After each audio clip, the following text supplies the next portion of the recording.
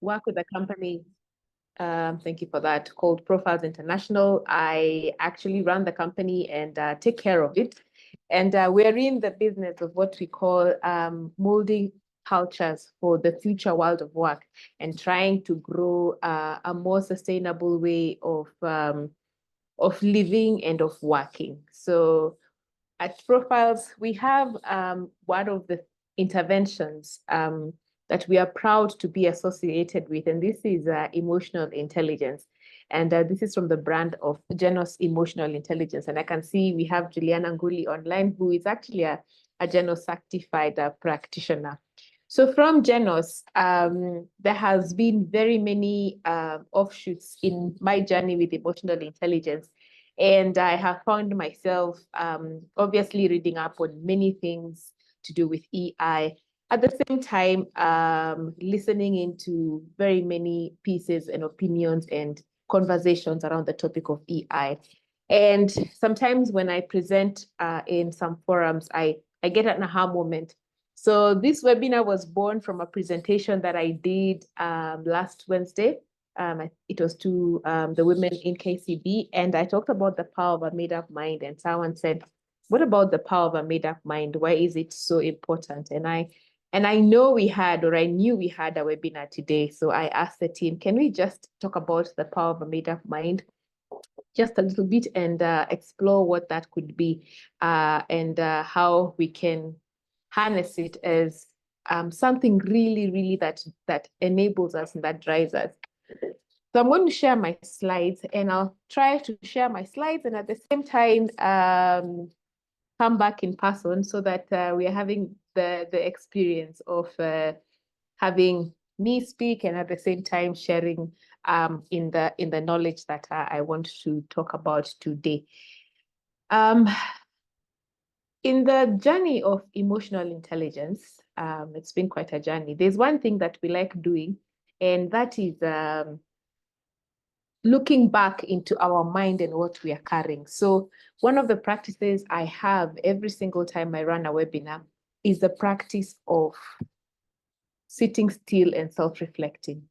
So I don't know if my screen, if you're able to see my screen, I hope you are, but I want you to take a few moments and just wherever you are, relax into that position for a moment.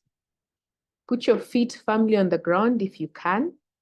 Once you put your feet firmly on the ground, I want you to put your feet on your laps if you're not driving or doing something else. I just want you to relax for a little while, and I want you to close your eyes. If you can't close your eyes, just be present to your breath. You breathe in and you breathe out. You breathe in and you breathe out.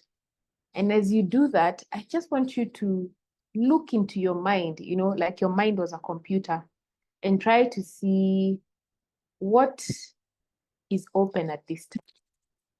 What do you have open at this time? What tabs are open for you at this time? What are they?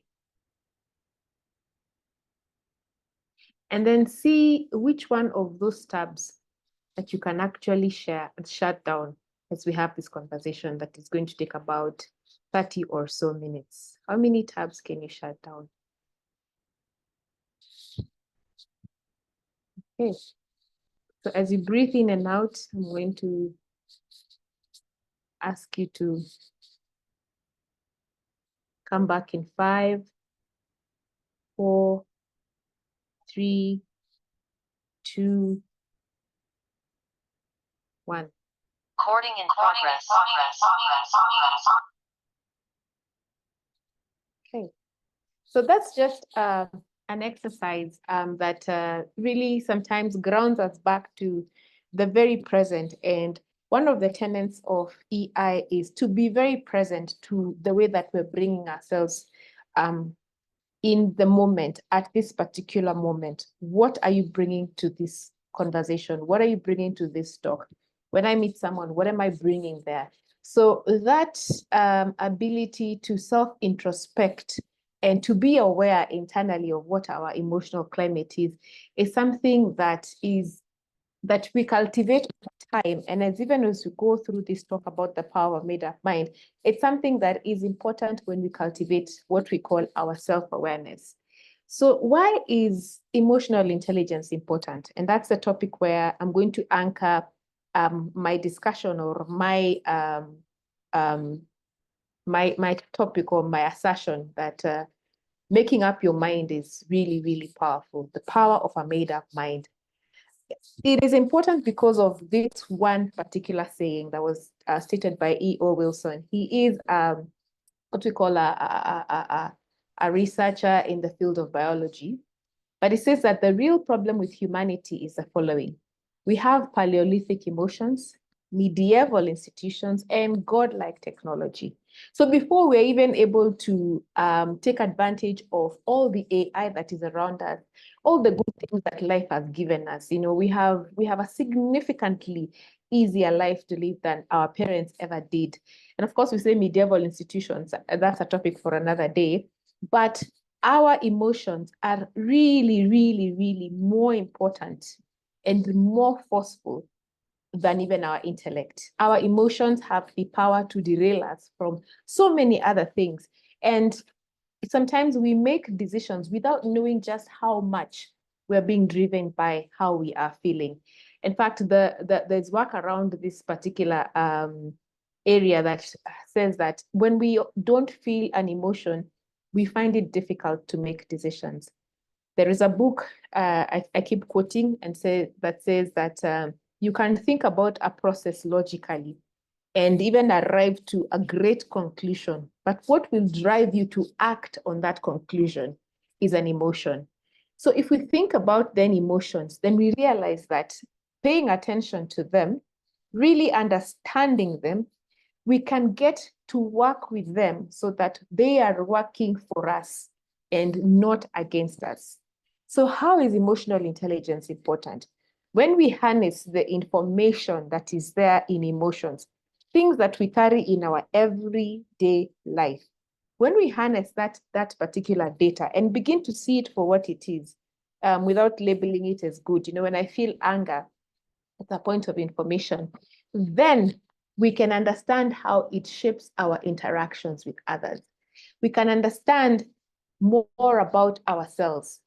We can understand how it will define how and what we want to learn. We can understand how it allows us to set priorities. Now, priorities I will underline because this topic is about, what we're discussing today is about setting priorities. Yeah. It determines the majority of our daily actions, and this is your daily habits, what you choose to engage in on a day-to-day basis. And if you think about habits, habits are the building blocks of our lives. Every single little decision you make today is going to be compounded. And at some point in the future, you're going to reap a benefit of small little decisions that you're actually making today. So it is responsible for 80% of our success because when we are emotionally aware and we start making more intelligent decisions with the data we're getting from our emotions, we make better decisions. We are not at the mercy of our emotions to shape our interactions with others. We understand how we're bringing ourselves to interactions with others. We understand sometimes that we have to set priorities that are not aligned with how we are feeling. But even before we set those priorities that are not aligned with our feeling, we have to acknowledge that this feeling we're feeling is actually going to be a stumbling block in some way to what it is that we want to do. So I want to start us with this quotation, with this quote that says, "He who has a why to live can bear almost anyhow." And history is full of lessons of how this has manifested time after time in various heroes that we look up to. Look at Nelson Mandela and his 27 years in jail. His single purpose, he shaped himself, had one purpose of a free nation. And that story in itself is a heartwarming story. That's just one story about he who has a why can bear almost anyhow. Yeah. Everything starts as a thought, a dream. I can do this. And then it is made into a reality, to a decision. So the thing of not being able to take no for an answer is possibly the greatest battle that is there. And for us to really get from one point and to the next, usually the greatest battle is in the mind. It is the mind that tells you stories, about things and makes you worry. It tells you about tomorrow and what will happen tomorrow, even if tomorrow has not happened. It tells you, it looks into the past and goes and dissects incidences that were in the past and decides there's a pattern.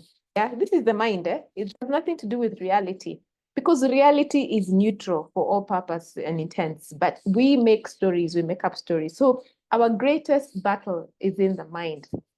We have someone who said that human beings are time travelers. We travel to the future. Yeah, we travel to the past. We keep traveling around. We're seated here, but I could have traveled. I'm experiencing FOMO. I know my friends are somewhere, and that's really affecting a lot of my output and productivity. Right now, I'm struggling with, do I wake up early in the morning or do I sleep late at night? And that question keeps popping back in my mind.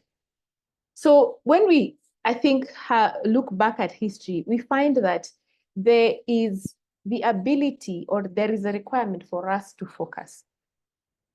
And we have to focus and be able to do great work. In fact, it's Steve Jobs who said, when you are doing great work, you are not working. And the only way to do great work is to find something that you love. Yeah. Only that love is never one straight line. You don't find something that you love and then you stick to it, because there'll always be many other things in the middle that tell you otherwise. But it is that ability for us to know that whatever we're doing, in the grand scheme of things, we enjoy it. We know the impact that it's going to have, and we are living for that impact. So why the topic of the power of a made-up mind? Because for a sustainable journey of whatever it is that right now you are endeavoring to do. I don't know what your dreams and aspirations are. I can tell you my dreams and aspirations for profiles. It's not an easy journey. But right now, whatever it is that you are endeavoring to do, whatever dream you have, whatever you have set your mind as your purpose. Yeah, it could be even as simple as, I want my kids to finish school. Yeah, and I have to have my kids, they've just started and I want to see them through. That's my purpose right now. It could be as simple as I just want a journey of fitness. Yeah, you need to create an environment for you that allows you to focus. So remember that thing about you can withstand anything. So we want to make sure that what you're withstanding is not too much, that at some point it erodes you of that want to continue to pursue your dream. So one thing we can understand about ourselves as human beings is that much of the traffic between the primitive parts of our brain is devoted to the conscious calculation of risks and rewards. Even taking a cup of tea, you're thinking, is this tea what I want right now, or is it not? Even asking sometimes for something, you're thinking about it. So a lot of that traffic is always being dedicated to calculating, is what I'm doing right now a risk for me or a reward for me? And as much as we have evolved, we still very much put things into those two perspectives. Is it worth it? Is it a reward? Is it a risk? So even as you're trying to grow in sustaining your motivation to do whatever it is that you have cultivated yourself to do, the purpose that you've created yourself to do, a lot of that motivation is eroded because we spend our time now thinking about other things that require that emotional energy. Do I do this? Do I not do this? Is this working for me? Is it not working for me? And if we look at the science of emotions, when we are experiencing what we call a threat, we're going through concern, worry, a little bit of frustration, a little bit of stress, and that tends to narrow and limit and disengage us from a lot of the other things. So you could be, for example, deciding that you have a daily routine every day. You wake up at 5 o'clock and you do 1, 2, 3 things. And the night before you have a fight with whoever it is, already that narrows and limits you. And you kind of want to withdraw because you're now you've moved from purpose to now you're worrying about a relationship. This relationship has nothing to do with your goals in the morning. And now sometimes you're even thinking, gosh, it is so insensitive. I don't feel like I'm worrying about, this relationship, and I'm going about my life like it's nothing ever happened. But the truth of the matter is those are two separate things. And whether you go for that, you wake up in the morning and do what you're supposed to be doing will not affect this relationship if there was no date in the middle of at that particular time in the relationship. So you not engaging in an activity has no direct correlation oftentimes with another activity that you had. Yet those emotions spill over to affect other decisions that we have already made that we know are where we want to go. So emotions will affect the decisions that we make. Emotions affect the behavior that we have, and emotions affect fundamentally our performance. When we wake up in the morning and we are feeling a certain kind of way, we know that the day is going to be difficult. So how about then we start creating little pockets of purpose every day? And little pockets of purpose is about, how about then, because we have this long sustained journey of purpose that we have, this big why that is keeping us alive, is keeping us working at wherever we are, is keeping us chasing a business venture, is keeping us whatever it is. How about we create little small pockets intentionally of purpose every day? And why do I say that? Because purpose is a very strong bringer of positive emotions. When we have purpose, we view everything around us as, we can tackle it. It's a very strong motivator in terms of allowing us to focus. Purpose narrows our peripheral. It puts us dead center on what it is that we want to do. But for longer term goals, it is not easy to keep focused on that purpose. So it keeps, your purpose, then you go the other way. Yet purpose is one of the things that can drive even an organization when they get a leader who will give them purpose. That has been shown as one of the biggest reasons why organizations turn around. Someone who was clear on the strategic direction, was able to articulate it, was able to give the people that they are who are in that organization the same belief in that same purpose. Yeah.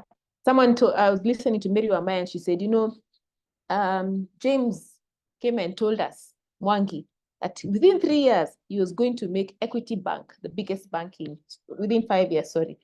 And he was able to sell that vision. He was able to sell that purpose. And what did we see? I think it was within 4 years that Equity became the largest bank in Kenya. So purpose is a very strong reason for us to keep coming up and waking up every day. But it's not possible to lock onto this purpose. Life is full of distractions. So the power of a made-up mind lies in creating pockets of purpose every day. And what I ask is, because now we know that a lot of our time is dedicated, a lot of our emotional energy is dedicated to calculating, is this emotionally an expense for me? Is it a reward for me? So sometimes you deplete the emotional bandwidth that you have by very many other decisions that you have to keep making around you that that are not really, well, they're required, but sometimes they don't contribute to the overall purpose. It's just as they say, sometimes you realize where are you expending 80% of your time for only 20% of the outcome. And whereas where you spend 20% of your time and you focus, you get what? 80%. So this is where this talk is going. What kind of decisions can you make? Yeah. So one of the decisions that you find people make, and I'll give very simple examples, a very simple thing that you can make up your mind on is your clothes for the following day. People do this all the time. Maybe they don't realize it, but already that is the power of a made-up mind. You remove the decision or the emotional expense in the morning when you're going to be there trying to figure out, okay, what clothes am I going to wear? You remove that, you make the decision, you let them out, you sleep, you wake up in the morning, you have a morning routine that is very centered on centering you. So having made up your mind about your morning routine, what are the things you do and in what order? Most of the time, obviously, having a morning routine that gives you an anchor back onto little pockets of purpose. I wake up in the morning, I spend my first 20 minutes in reflection or in prayer. You don't have to think about when you wake up in the morning, okay, so what am I supposed to be doing? Again, you're expending what? You're expending energy on something that you don't need to. So how about we make up our minds, the power of a made-up mind, about our morning routine? Wake up in the morning, I spend my 30 minutes. I also spend my 30 minutes. I wake up in the morning, someone else, the first thing I do is I put on my sports attires, whether I'm feeling like sporting or not. It's a made-up deal. Put on my sports shoes, and I go and do something active. For the next 30 minutes, it's a decision that I have made. I anchor back to it because I know what it gives me. Some of the people who have run big corporates, they wear the same clothes. They remove that decision from the equation and they decide, you know what, the amount of time I'm trying to spend here figuring out what am I going to wear and how is it going to look like? I will wear black and white, and that will work for me. Remove it from my system, remove it from my mind. It removes that emotional expense, the power of a made-up mind. Your wardrobe, how you arrange it, how clothes are put back in, you keep looking, I can't find this, I can't find this. Spending your energy, on something perhaps that might not be essential. Make up your mind that every Saturday, I am going to be spending 3 hours, and these 3 hours are to do 1, 2 things. Maybe declutter my computer, declutter my phone. Those are decisions you can make. You can make up your mind about what are the things around your life that are causing you to spend emotional energy and it's not really worth it. Yeah. So that you can remove that and maybe use that more on your children and show up more positively to the people around you at work, or be able to connect more intentionally with a difficult relationship that you're having. So the beauty about, or the ability for us to then decide on what these small decisions will be really greatly reduces how much time we spend on them. I can give very many examples, but I'll give 2. I have a friend who used to fight with matatus, every day before he went to work. And one day he made up his mind, it's either the matatu or me. And the matatu seemed to be just fine. He was the only one who was really getting agitated. So power of a made up mind. Every time he experiences a matatu, he stops and lets them pass. Yeah. Those, I think, for us women might not be so bad, because for us, that's easy for us to do. But I guess for our men, and I'm not stereotyping them, some of them it might not be that simple. Another friend of mine talked about the way, sometimes when you're just about to get into a meeting and you get into the door, sometimes you wonder, do you enter first or do you wait for this person to enter? And it used to cause him a bit of tension at that particular place at the door. And his personality is an assertive personality. It's a bit aggressive. So he really wanted to get in first.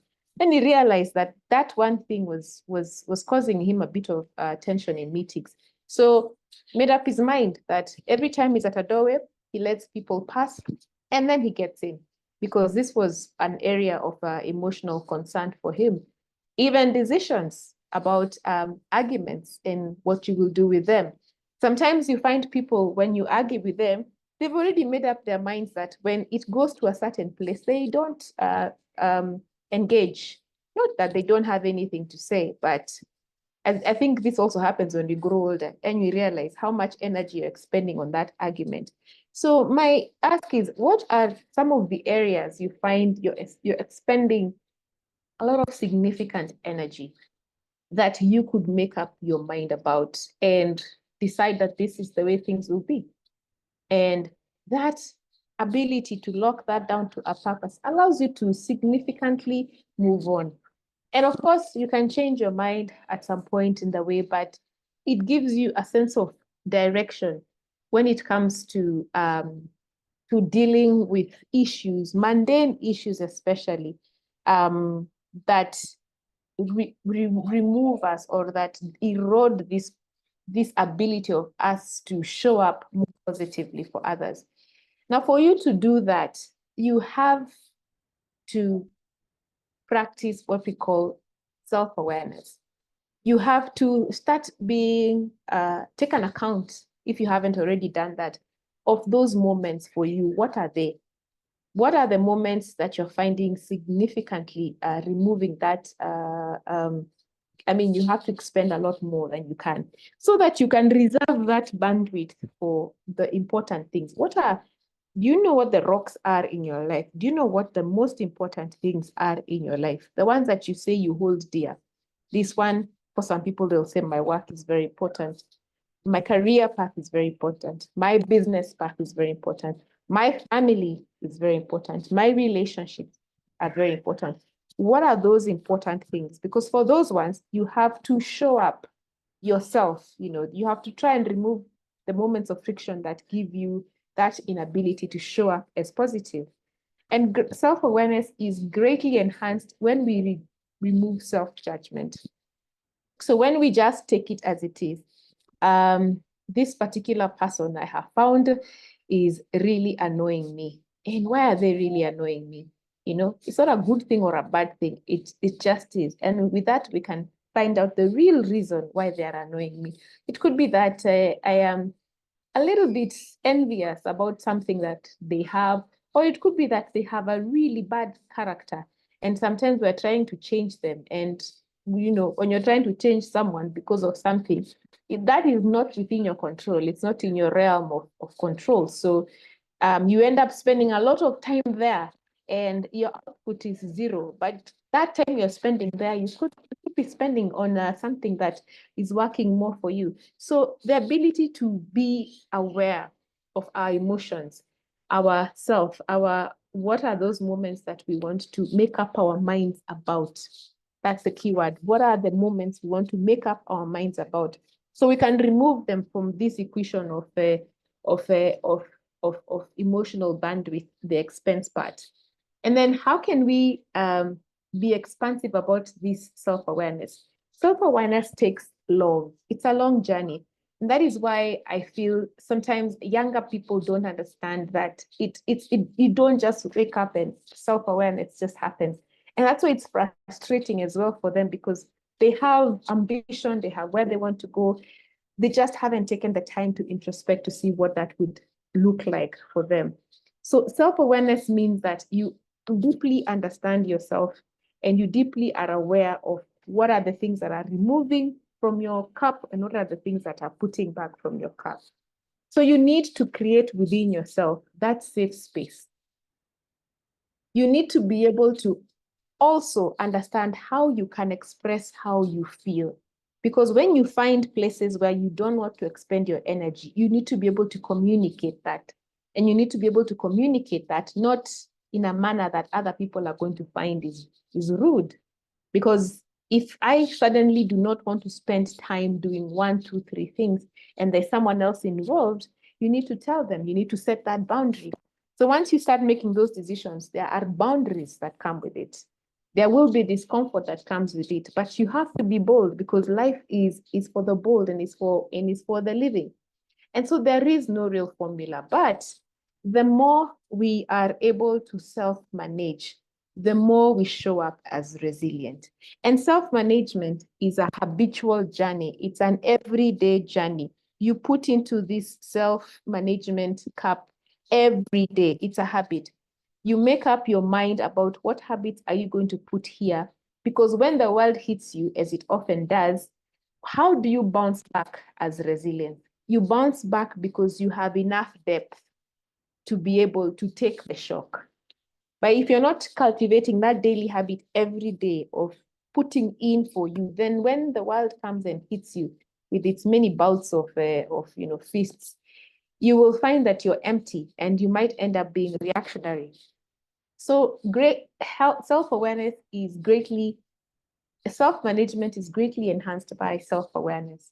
And it allows others to experience you, this person, as consistent and not temperamental.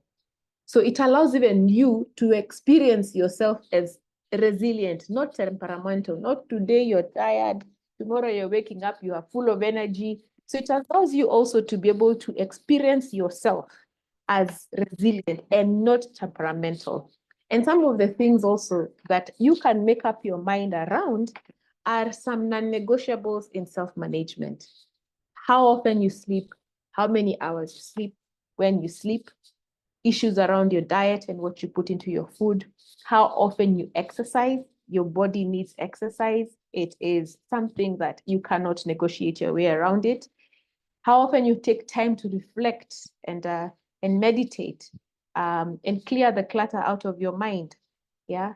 About relationships, how often do you build relationships? What can you make up your mind about what makes you alive? What lights a fire in you? And how often you can do this so that you are able to have what we call emotional agility. Emotional agility being that you respond to strong emotions rather than react to them. When that thing comes your way that gives you a hit, maybe you are moving along very well and then all of a sudden something happens and you find you've been thrown out of commission. Even financially, what are you putting in to safeguard your emotional health? Your financial health, because finances are something else that can really, really cause us a lot of agony when it comes to our bandwidth. So you want to be generating positivity. You want to be that person that when people experience you, and even you when you experience yourself, you are able to be empowering. Yeah. You can hold others accountable. You can be inspiring. You can be able to reflect well with others, and they can be able to reflect back on you. So my whole discussion around this discussion of the power of a made-up mind is that the power of a made-up mind is not so much, or is not the journey of one purpose. It's not that you sit and decide, that's my goal. Yes, that's an easy purpose to build. That's where I'm going. That's what I want to build. And usually the detractors from our goal come from our everyday living. They come from what is around us. They come from our environment.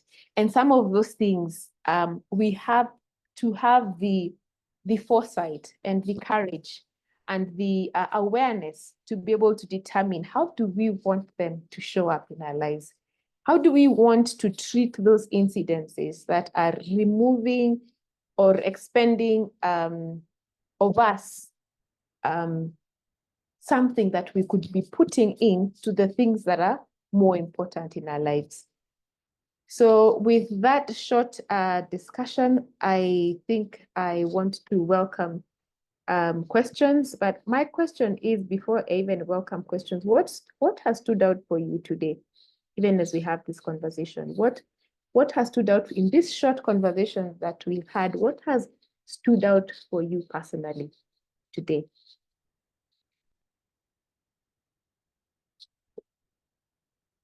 What has stood out for you?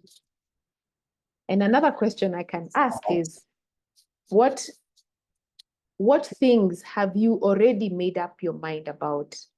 What are some of those things you can share with us today that you've made up your mind about? Okay, I think there was someone who had put their hand up. Who was that? There's someone who had unmuted. Please go ahead. Vicky, how are you? I'm This fine, Nelson. Nelson. How are you? Fine. I hope everybody else is enjoying this. And every time I attend these trainings, I always feel like I need more of such, just to realize how emotional intelligence and self-awareness is all about now. I think one thing that I would say that stood out for me since I started listening is that the bit of self-awareness is key in that when you understand yourself, you are able to build an environment or a fence around you, Mm-hmm. and it's actually be able to attract your own tribe.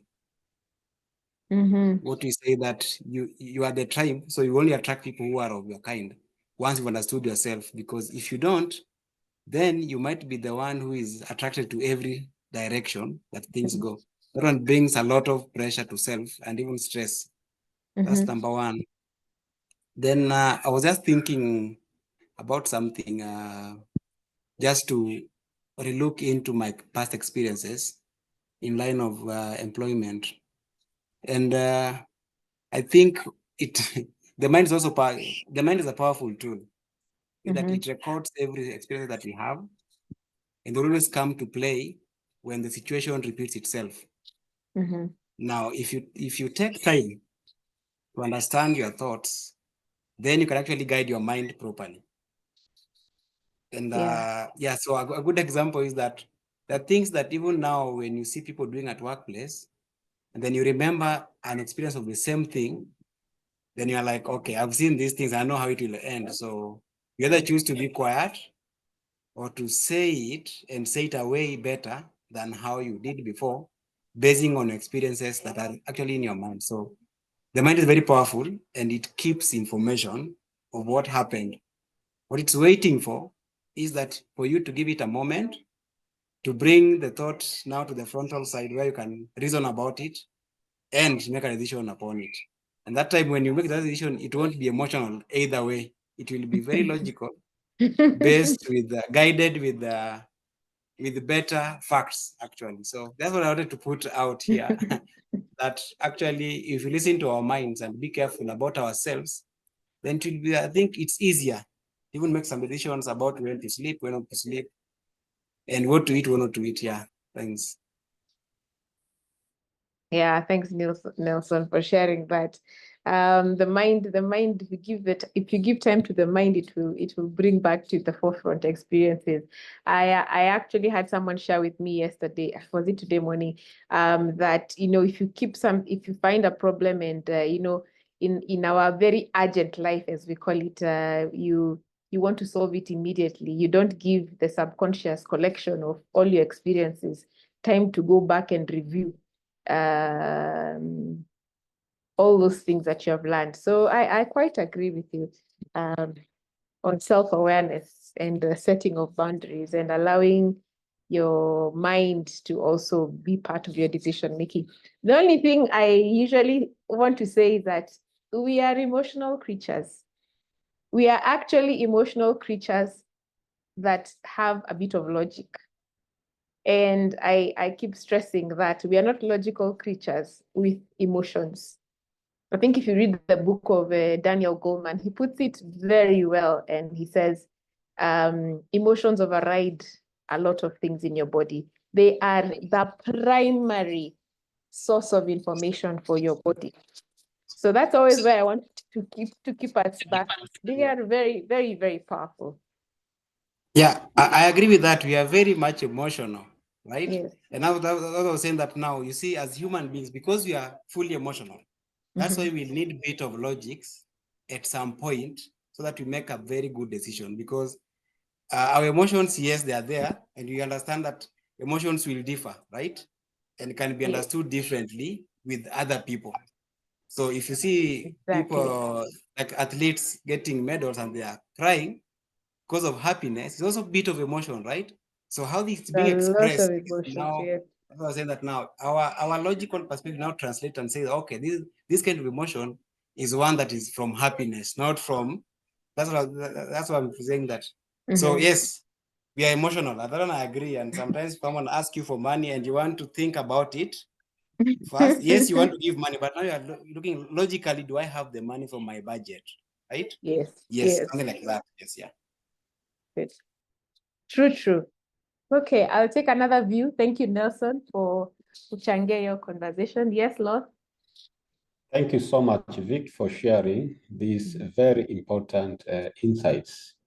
Yeah, actually, it's my first time attending your webinar, and to some extent, I've come to realize that emotional intelligence is part and the parcel of our daily life. Mm. Exactly, the greatest battle is in the mind. And I'm sure that whatever we do, it depends on how much we think, how much we calm down and come up with our individual strong decisions on how to drive your own life, either your own life or at workplace, making sure that you bring the impact. So controlling our emotions, and we have to be very careful when someone is making decisions at emotional status.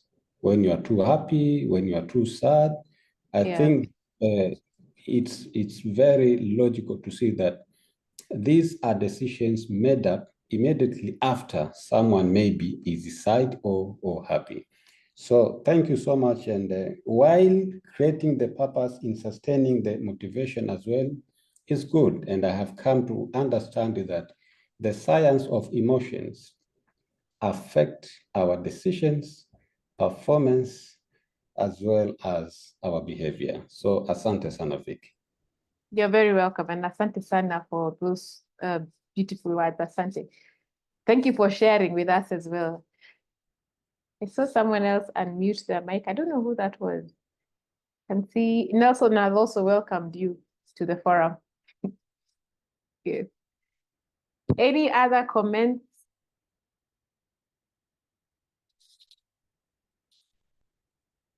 Hi, Vicky. Hi, Judy. How are you? Judy. Yeah, always tiring, huh? Yes. Yes. Now I love this quote. The one of those who can have a why to live can bear almost anyhow. And just to build up on what the two other commenters have said, it's amazing what emotions can do to you. And I never used to really value the statement sleep on it. It's very important. Sleep on it, and then in the morning make the decision. And another part that has really got to me is if something is important for you, you will create time. You will do anything to make it happen. Yes. And we need to identify those, of course, in a positive way. I'm not saying you become a very good thief for lack of a better argument. Yes. But if something is important to you, of course, on a positive note, you will create time for it. You will go the extra mile to be able to fulfill what you're required. So I just laugh, especially when it comes to the part of emotions, how it starts from your head, and you think of something, and Yes. you think the worst case scenario of a particular thing, and you find yourself with a whole PowerPoint and a conference presenting to Yes. yourself the worst thing, talking to yourself, answering yourself, and then by the time you're done with it, it's totally the opposite way. And Yes, it's like true. what they say about don't worry sometimes, because you might be worrying about something that might not happen. So and if it does happen, you'll have worried twice. So it's best to just not worry about things. So yeah, so for me, yes, that thing, that issue of emotions, you need to be able to contain them and just manage them, because they can really, really put you in very, making decisions on an emotional sort of state. You can make very bad decisions, and of course that's also it's part of self-awareness, knowing yourself. That don't go shopping with very tight shoes. Yes. Don't go shopping sure. when you're hungry. You'll make a very bad decision. So you need to also understand where you are to be able to make the right decision at the right moment. Thank you. Thank you, Judy, for sharing that. And that's still the power of a made-up mind. Don't go shopping when you're hungry. Power of a made-up mind. Entering a meeting when you're hungry, you know what you're going to do at this meeting. So make up your mind. Decide, you know what, I am not going to. You can make all those decisions. And like you said, sometimes you're thinking, if I don't go for this meeting, and you play the PowerPoint, the presentation, and everything, so it seems like everything is stacked against you and you really have to go for this meeting. But not always the case. In fact, about worry, they say that 80% of all the scenarios you drew up don't happen. They are just in your head. Our brain is a marvelous instrument, and it creates so much for us, it tells us, by the time, even remember when we were dating, you met a guy, you fell in love with him, you could see the future. Created for you the future, how many children you're going to have, all those things, they were there, they were done. So then only to be disappointed that because maybe, so emotions, they feed the brain. And it's about understanding self-awareness, how these emotions are feeding your brain and your go-to. I can see Nelson, I said, I don't talk to people when I'm hungry. Yeah, because there are certain things you are bound to do. There are certain habits you already have that are not always working for you. So if you have a big, hairy, audacious goal, guard your spirit. The good book says, guard your heart, for everything you do comes from it. So I take it to mean guard your emotional space. Yeah. You meet people and when you talk to them, they seem to be, you just feel alive when you meet them. You seem to have all this vibrancy coming in. They guard that space. They make decisions. People have a made-up mind to indulge in things that feed that environment, that keep them in that center. Yeah.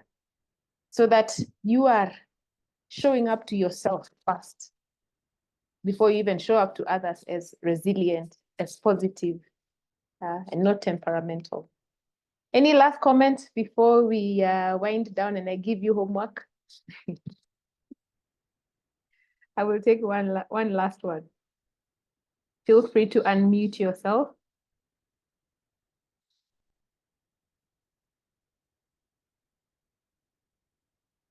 Okay. So I'll take it that we don't have any more comments. Should you want to reach out to me, I am available on all socials, but I can see I know quite a few people here as well. You have my phone, my text. Should you want to go through an EI training for either you or your team, please feel free to reach out to us as well. Or if you just want talks done, that we also do as well. So for my homework today, I'm a huge believer in building of habits.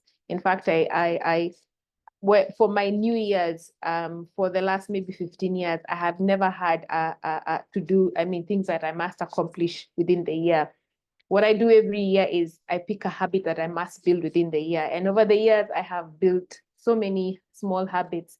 So I think the first time I started building these habits is my first year. I picked the habit of walking, and all I wanted to do was walk. And I walked for a whole year. And it got into my system, because habits take time to build. Once you make up your mind about it, it's not going to work immediately. It takes time to build. It can take even as much as 6 months. So you have to focus on it. And that's why sometimes I don't believe in lists, have to this New Year's, my resolution is this. I believe in this new year, what habit am I going to focus on? Because they need time. So I'm going to give you homework and ask you, so what thing do you want to make up your mind about? A single habit, and practice it for a whole year. Don't do anything else, because if you had all the time in the world, you could practice so many things. If you die tomorrow, you die tomorrow. But if you live to 70, you need to have to reach 70 when you're still working, when you have a health span, not a lifespan. So my challenge to you is, for the next 1 year, what are you going to make up your mind about? One habit that's going to sustain you to focus on your overall purpose. And with that, let me thank you so much for joining us and joining Profiles and the team and joining me. My name is Vicky Karuga. It is always a pleasure to share in these forums, to learn from you. There are certain things I have written here.